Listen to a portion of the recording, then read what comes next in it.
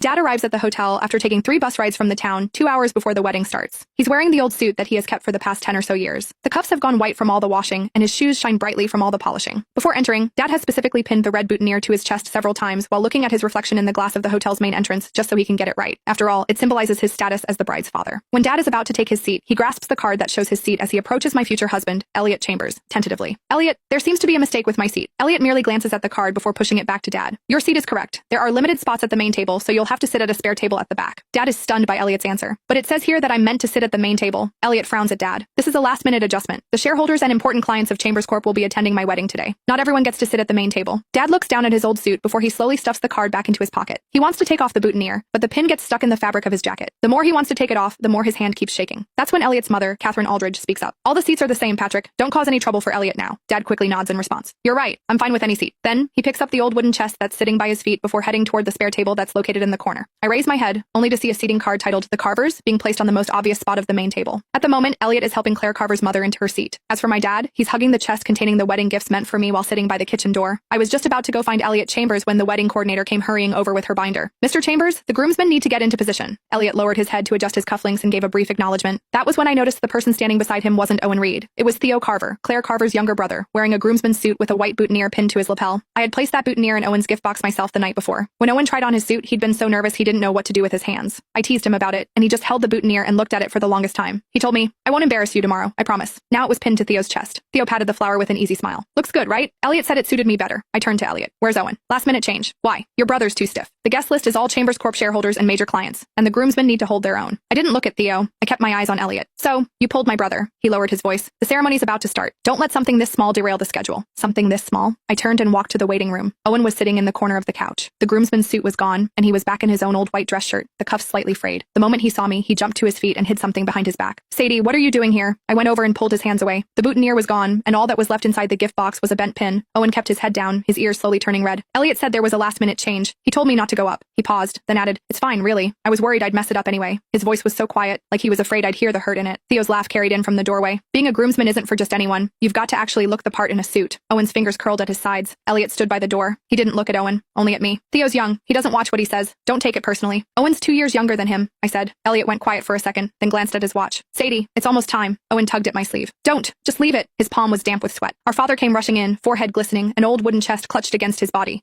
He'd pulled the red flower off it and tucked it into his pocket so only a sliver of crimson peeked out. Sadie, did Owen cause trouble again? Owen shook his head quickly.